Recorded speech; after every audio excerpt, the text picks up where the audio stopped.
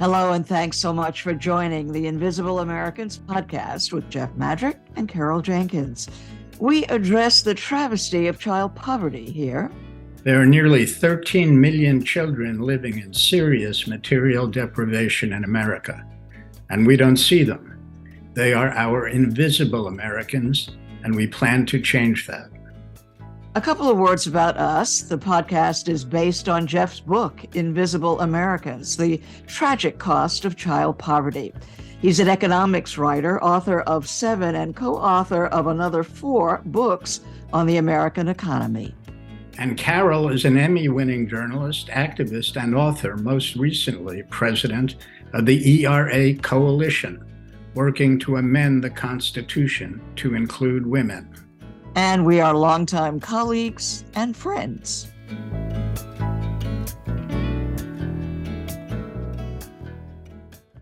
Can poverty and racism change your brain structure? Nathaniel G. Harnett, PhD, is a Black neuroscientist at Harvard University, whose research is focused on understanding why some people are more likely to develop brain disorders, such as post-traumatic stress disorder, after suffering a trauma. In other words, it's the neurobiology of fear. The trauma he's referring to in his recently published study is the trauma of racism and poverty. Dr. Harnett says his study of thousands of boys aged 9 to 10 indicates that Black boys living under the early life weight of poverty and racism can suffer structural brain changes that could interfere with later emotional development. But he believes with proper awareness and attention, this deficiency can be corrected. Thank you, Dr. Harnett, for being with us today. We have a specific interest in child poverty and took note of your research, which has gotten a great deal of coverage and a great deal of controversy as well already, as I'm sure you expected. I'm Carol Jenkins. Jeff Madrick wrote the book, Invisible Americans, The Tragic Cost of Child Poverty. Describe for the layperson what this research in your mind proves. First of all, thanks so much for having me. It's a privilege to be here. The work that we do is focused on trying to understand really how stress impacts the brain. And part of what we did with this study was we looked at young kids about 9 to 10 years old to just ask, how does childhood adversity, particularly at that age, impact brain development, particularly of brain regions that we know are important for emotional responding and emotion regulation, things that we think are involved in later mental health disorders. And what we really wanted to do was understand, knowing that within the United States, there's this disproportionate burden of adversity placed particularly on racially minoritized kids like Black children, if that's going to have unique effects specifically for that group. And so almost unsurprisingly, we do see that adversity has this effect on brain gray matter volume, but you really see these effects more strongly within Black children. And it's not because they have different brains or like there's something essentially different. What really seems to be driving that, as you'd expect, is that they just have more burden of this adversity in their lives. And so part of this work to us really speaks to, it's not that there's some essential difference between groups, that really what it is that it's this social and historical burden, what some people refer to as structural racism, that's disproportionately shouldered on Black children, that's really leading to some of these brain region changes. And we think this is going to be important for potentially how these kids develop in the future, how that's going to relate to other emotional issues that they might have. Is it the intensity of hardship that accounts for the disproportion of Black children with smaller brain outcomes, as the MRI has demonstrated? Yeah, that's essentially it. We ended up looking at a number of different indices that we think are related to adversity. These include things like family conflict, so how much fighting is there in the home, material hardship, how hard is it for parents to put food on the table, the amount of traumas, like the number of distinct events that the kids might have gone through, in addition to a measure of how relatively disadvantaged the neighborhood is. And so really, these sorts of levels of adversity scale linearly with brain volume. So the more adversity you're exposed to, seems to have more of an effect on brain gray matter volume. And did you find, or would you find, the same thing with white boys who are 9 and 10 who are living in the same kind of environment? Would their brain matter be shrunken as well? There's two important points to make here. The first is that there's a little bit of a misunderstanding of what we did in this study. We looked at both white and Black children in this study, and we looked at how these adversities in general affect both groups.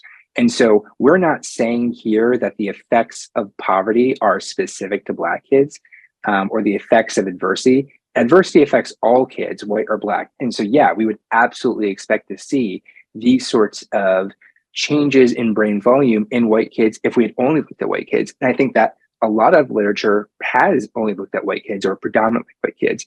It's just acknowledging the fact that there's this disproportionate burden on Black children. And that's why you see these sort of race-related effects that are driven by adversity. The second point that I think is important to make is that it's really hard to say the context would be the same for white versus Black kids. And I think that's something that we tried to cover really hard in the study, is that white and Black children in the study differed on all of the measures of adversity that we looked at. And so we can imagine a situation where a white child and a Black child grow up in poverty, but it's not necessarily going to be the case that the contexts then are exactly the same, and that they might be growing up in different environments. There might be other sort of pressures, other sort of adversities that bias whether or not it's really the case that they're growing up in the same situation, with air quotes that people might not be able to see. So to sort of answer your question is, like, part of what our analysis tried to get at is that in a theoretical world where all the adversity was equal, like all the burdens were equal, yes, we would attenuate a lot of these differences between the groups that we saw. But it's really hard to do that in a practical sense. And so I have a little bit of pushback when people ask, oh, well, if you just looked at poor white people and poor Black people, would you expect to see the exact same thing? Well, no, because there's still all these other adversities that are different between the groups. I think I read in your literature, but correct me if I'm wrong, that poverty is the biggest or the bigger issue among all the issues you try to measure. Am I right about that? What I mean by poverty is less income. Yeah, so the most consistent finding we had is that if we looked at all the adversity metrics and how they individually impacted these different brain regions, and what I mean by individually is you consider them all at once and which one is having the strongest unique effect. So not all the effects together, but the strongest unique one.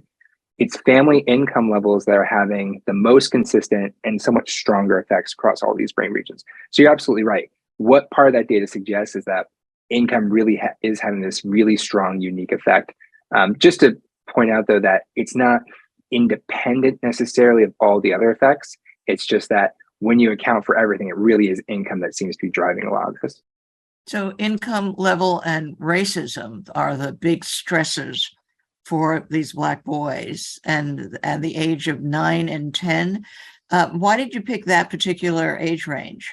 The answer to that question really is one more of convenience. So we were drawing data from the Adolescent Brain Cognitive Development Study. For people that haven't heard of this, this is a really big National Institute of Health, largely National Institute of Drug Abuse sponsored study looking at 12,000 kids from across the United States. And they're going to be following these kids for at least, I think, 8 years, probably more than that now with other studies that they plan on doing.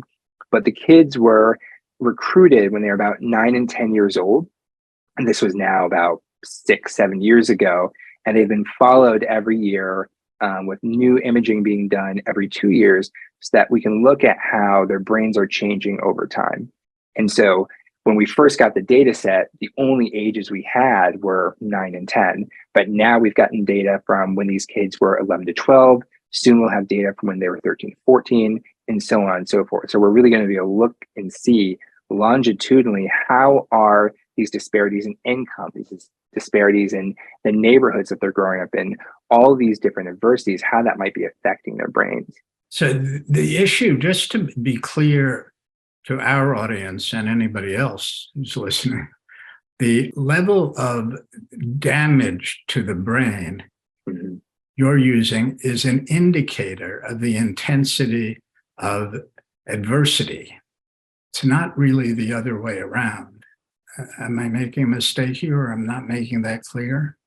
What we're saying is these kids' brains are damaged because they're suffering much more adversity than the other group, the white kids.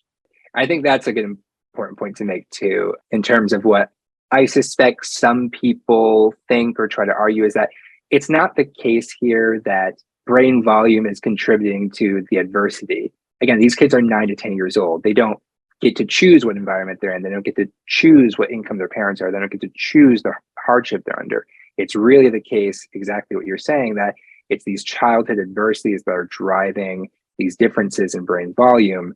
And it really is sort of the greater burden of that, the more intensity of that, that's contributing to the lower gray matter volume. Now, if we understand your conclusions, though, is that these were not severe detriments to the imaging of their brains, you felt that there is a possibility of repairing the brains that you've seen here. Yeah, that's exactly right. As you mentioned, it's really important to note that the differences that we see between white and black kids in the study are not that large. They're statistically significant, but when you look at the actual effect size, they're relatively small. And already these kids are only 9 and 10. And so kind of our thought is, if we can improve the context they're growing up in, the neighborhoods that they're in, how much money they have, that might ameliorate some of the differences we're seeing, in such that when they get older, we really don't see either any difference or as large a difference. And that's kind of our hope. I mean, if we're going to put a value judgment to the work that we do, we really are thinking that if we want to sort of rescue these brain differences that we're seeing now, improving their material conditions, addressing the structural inequities, is probably going to be the best way to do that. We've already seen some of that, I think I'm right, in the white community, that there's been improvement in reduction in brain damage. Am I wrong? I remember the early stuff coming out of Harvard, and I guess it probably started, and this gentleman, maybe one of your mentors, showed there was damage to children, but if the children were somehow rescued, to use your word, the damage could be ameliorated. I think there's quite a bit of work, particularly on what happens when you place kids into better environments. And almost abundantly, it's usually the case that they have better outcomes, whether that be physical outcomes, mental health outcomes. There's arguments made about whether or not how long that lasts, but I think in general, lasts quite a bit. There was an interesting study done recently, published in the Journal of the American Medical Association, showing that income supplementation to Native American individuals from when they were kids actually decreased things like cannabis use into adulthood, increased financial outcomes. So they had better job prospects, they had better physical health. So I think exactly what you're saying, when we sort of address the structural inequities, regardless of what race we're dealing with, we really do attenuate a lot of these adverse outcomes. And the important thing about the places in the brain that show this decline are the ones that regulate certain emotions. Talk to us a little bit about that. Why you believe that later on you see certain behaviors and conditions, in people who have experienced this toxic stress, as you call it.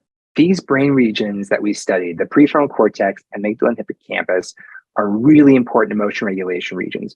The way we typically approach this in our group is we think of them about how they process threatening information. The amygdala, people might have heard of as the fear center of the brain. When you encounter a threatening stimulus, it switches on and helps to activate your body to fight or flee away from a potential threat. The hippocampus helps you realize whether or not the context you're encountering something in is actually safe or not. So if I'm really afraid of snakes and I hear the hiss of a snake and I'm out in the woods, that's a potentially threatening situation. But if I'm sat on my couch watching Animal Planet, I probably don't need to be as afraid. And then the prefrontal cortex helps to either regulate or even exacerbate the amygdala response so that you can be extra prepared for whatever threat you might be going through. As you might imagine, as we're talking about threat and safety and too much activation or not enough activation, a lot of these brain regions we see are dysregulated and dysfunctional in post-traumatic stress disorder and other trauma-related disorders. And a lot of the work that we've done now shows that variability in how these brain regions talk to one another, how they respond to stimuli, and how they're actually structurally connected to one another actually helps to underlie susceptibility to PTSD. So variability in the prefrontal cortex and amygdala and hippocampus is related to your likelihood to develop PTSD after you've experienced a traumatic event. And so part of what we're thinking about in what we've seen for these kids who are showing lower gray matter volume and these effects of adversity is that if you have disruptions in how these brain regions are developing now, this might lead to further augmentation of susceptibility to other disorders later in your life, whether that be depression, whether that be anxiety. In terms of how you navigate the emotional world, this might have long-term consequences if these sort of adversities are not addressed. What is the first policy you would recommend, given your conclusions? I know you said poverty is the main. Yeah. So I'm wondering if the child tax credit is a priority for you. Yeah, I think that what I've learned in the last few years is that it seems like it's a lot harder to be a policymaker than it is to be a neuroscientist. But I'll go ahead and extend my neck out anyway. I really do think that at the end of the day, look, there are a couple ways that we can try to approach the impact of adversity on our kids and on the brain. We can take a very individual level approach where we say, well, we should give kids therapy to help deal with their stress, or drugs, or we should do alternative approaches. And I think at some level, when you're talking about the individual, that stuff is good, but that doesn't fix the material conditions. That doesn't fix the long-standing structural inequities. And so, my views on policy in terms of addressing this is a lot of what you're saying, the child tax credit, anything that's going to help parents and the community have and retain money for their kids to help support their development are things that I would look to first and foremost. First and foremost, and also on your list is structural racism, systemic racism. How do you deal with that? That's a great question. And it's unfortunate that I don't have the answer. I think that part of what we worry about and part of what we think about is both angles of that, right? Is the structural racism piece of you have institutions and systems that historically and contemporarily disenfranchise racially minoritized groups. And then you have the individual racism, the actual overt and covert actions that people are doing. And tackling both of those is hard. You're dealing with two separate beasts that you have to tackle at the same time. I think that in some level, we would hope that the policy changes with, again, thinking about what we found in this study, how it sort of systematically disenfranchises some groups more than others, that keeping that in mind as we make these policies will be important, will help to sort of alleviate some of the stress of structural racism. Dealing with the individual racism part is a lot harder. Dr. Harnett, thank you so much for being with us today, for your research and for explaining it to us, and good luck with the repairing of it. We'd be very interested to track, how the study develops. Happy to talk about it. Thanks so much for having me today. Thank you.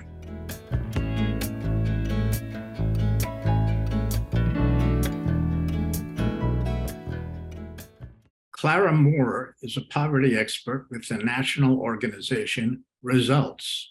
She has a master's degree in public policy from Rutgers University, but she also has had a life-affecting experience as a child and a parent while living in the grips of poverty. She says, here's what I've discovered. You can work hard, do all the right things, and still teeter on the edge of poverty. She calls it the ghost of poverty that has followed her through her entire life.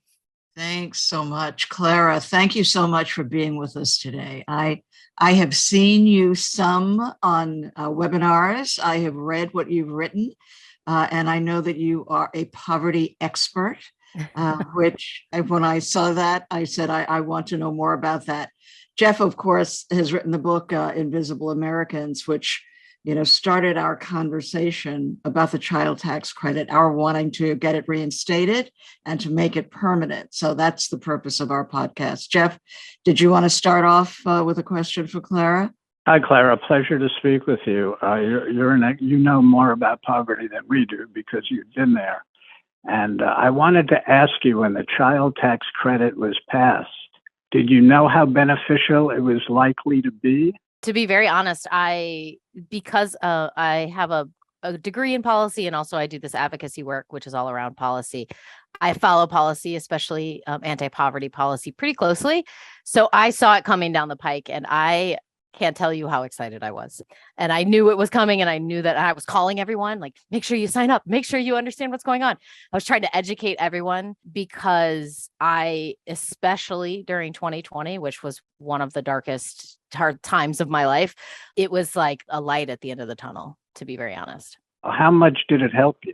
It helped me in that particular moment. It took the edge off. I was unemployed. I had graduated from grad school in January of 2020, which was the absolute worst timing. So I could not get a job for all of 2020. And so I was just sort of like eking by, really having a hard time. And so it really took the edge off of how just really tough everything was. And Clara, one of the things that you're confronted with is that you have a small child, and childcare and rent and education. All of those things came into play. Tell us a little bit more about that, the fact that if you were going to go to work, you needed someone to take care of your child. Right, absolutely. So in terms of how it impacted us, we actually homeschool. So we don't have the biggest of childcare. She's 7, but we do have a homeschool co-op that we like pay to be a part of. And that's important and integral to the homeschooling process because she gets to socialize, which is such a huge thing that you need. And so we were worried that we wouldn't be able to do that, which is it's really imperative for a homeschool child to be socializing with other kids.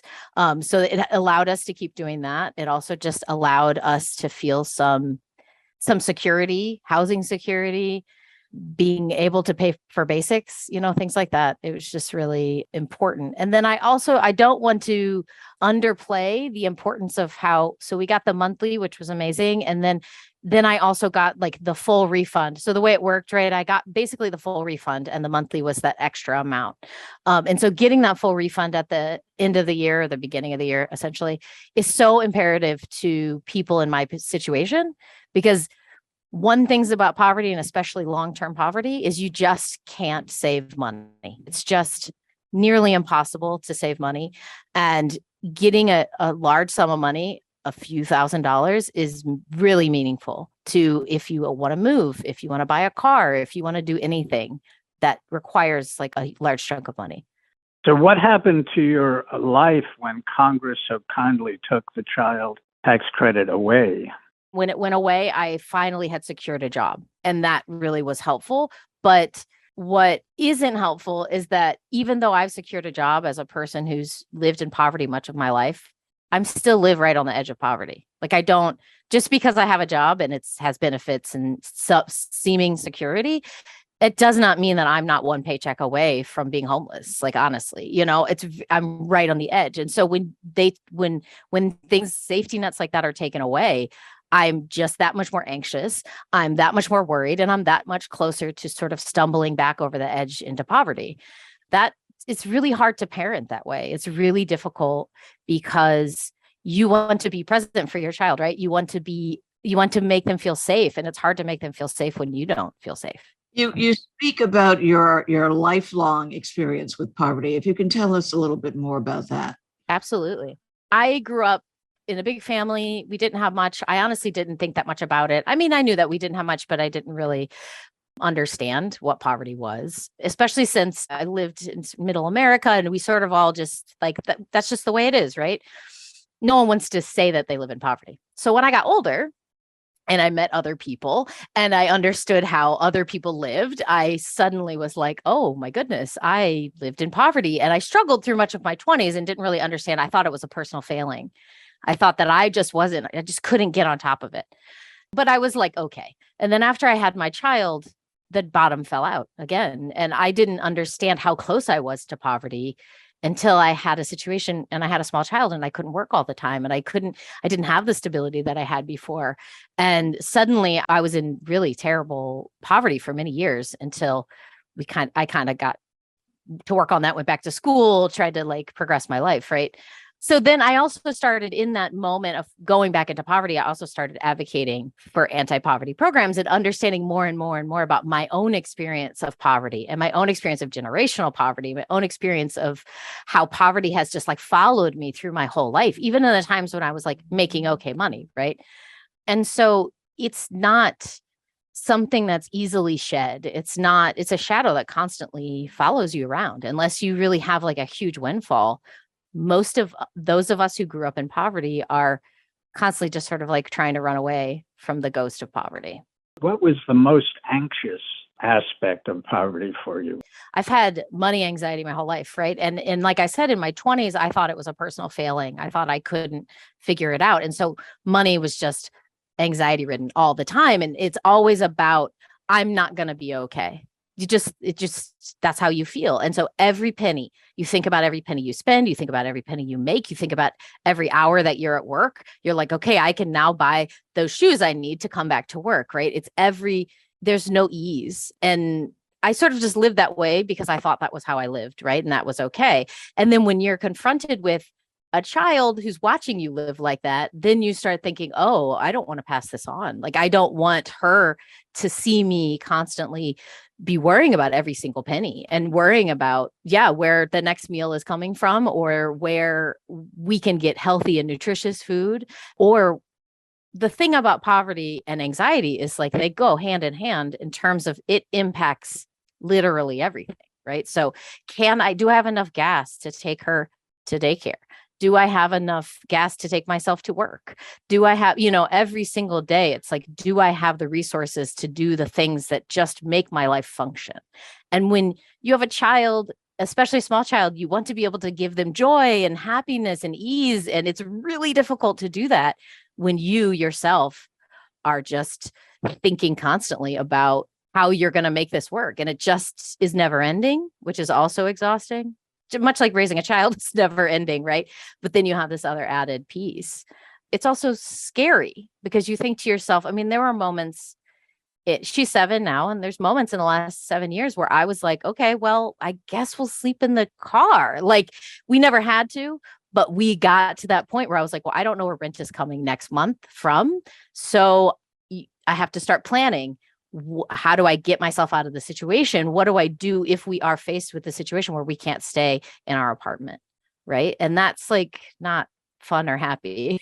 Just incredible stress for you, in addition to not wanting your child to see this.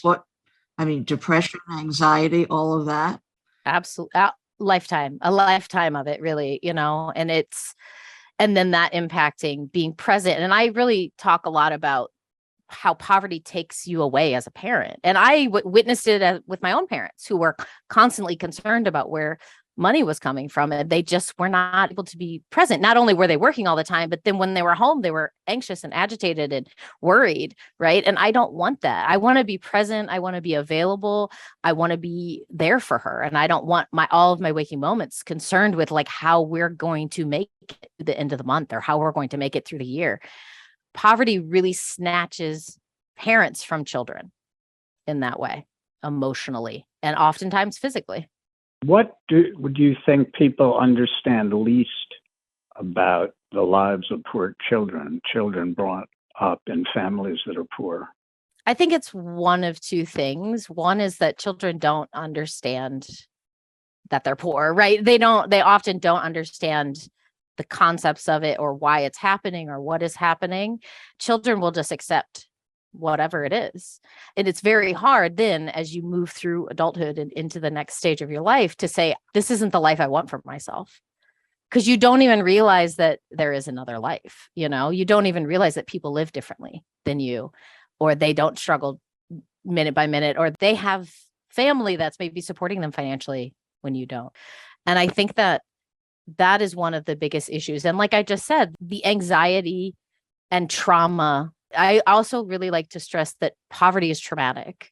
There is a certain specific trauma that comes with poverty, especially a childhood of poverty, that like almost anyone outside of it cannot understand. So I'm part of this group with Results who I advocate with. And the group is called Experts on Poverty. And we're experts because we have lived experience, and many of us childhood experience. And we are a group of people from all over the country, all different ages, different backgrounds, but we are such good friends. And the reason is we can understand this very specific trauma that we have had.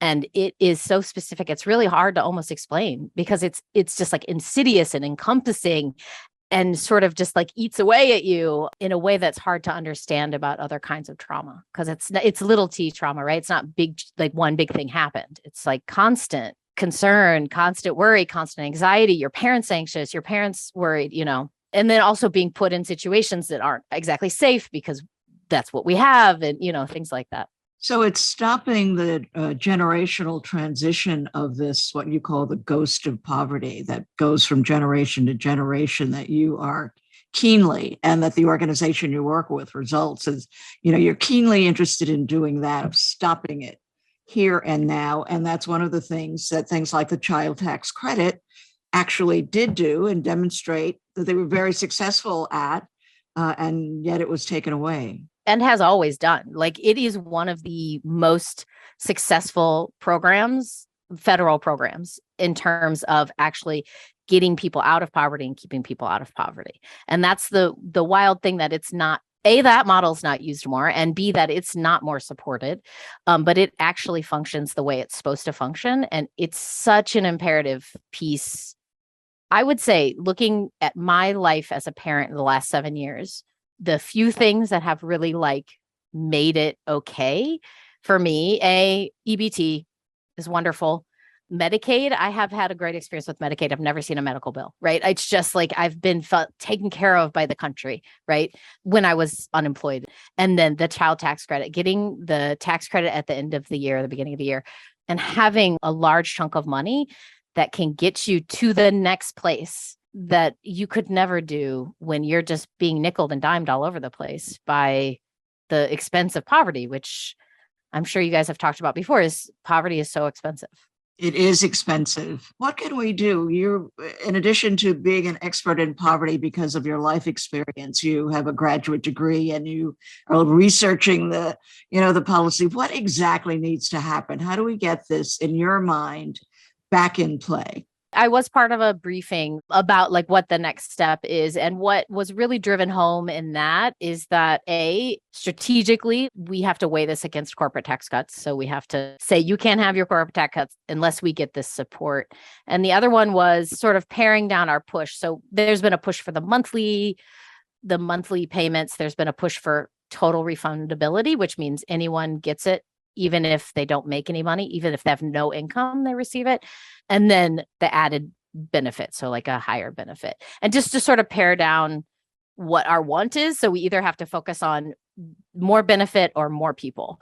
The monthly has sort of gone by the wayside. And so both of those are really important, because there is millions of people who are not getting the child tax credit because they don't make any income. It's like you have to make a certain amount of income to get the refund, which is pretty terrible for people who have small children who can't work. That wasn't the case with the child tax credit, however. Everybody was entitled to a refund. Right. With the one that came in the the new one. One. I can't think of the name. The Reconstruction, the Build America Better, I think. So, right. The new one that came through, which was the monthly payments, the higher benefit, and then what we call full refundability, right? And so all of these folks who had never been able to get the child tax credit suddenly got to have it. For people who have such a low income that they're not getting a refund, they are the ones who need it the most, right? They're the ones who, I don't mean to judge who needs what the most, right? But they're the ones who can probably use it. Yeah, they're the lowest income people.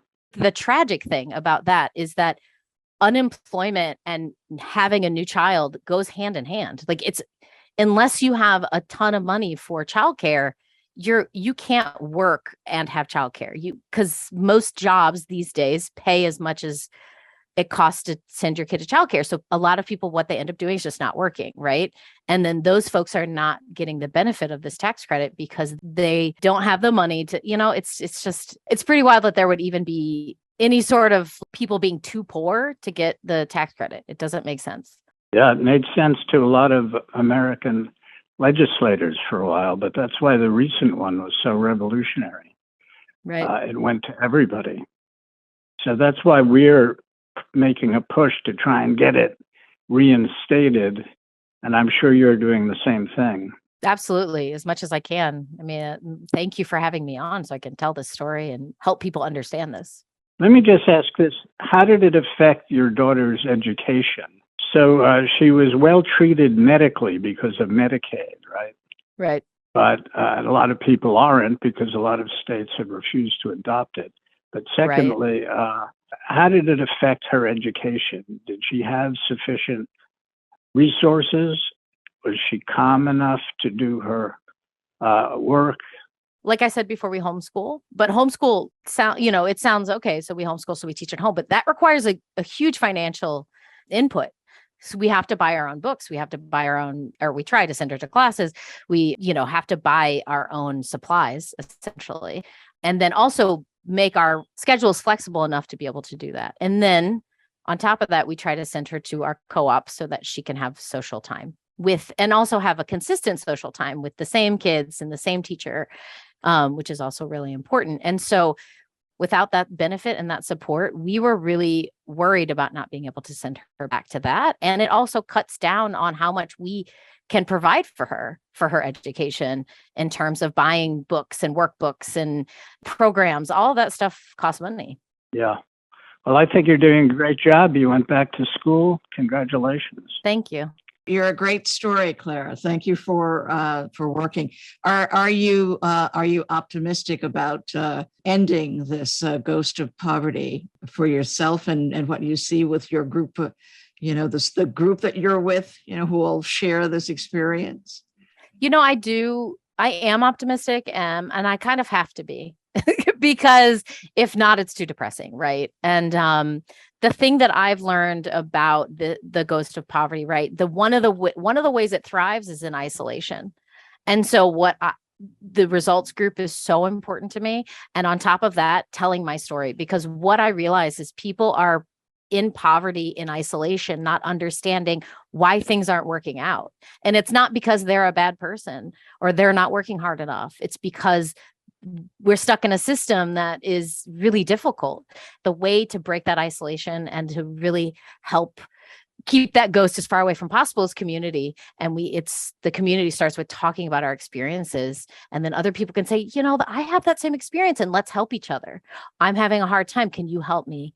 I can help you.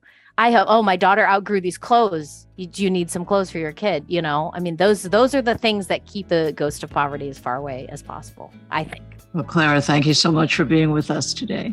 Thank you for having me.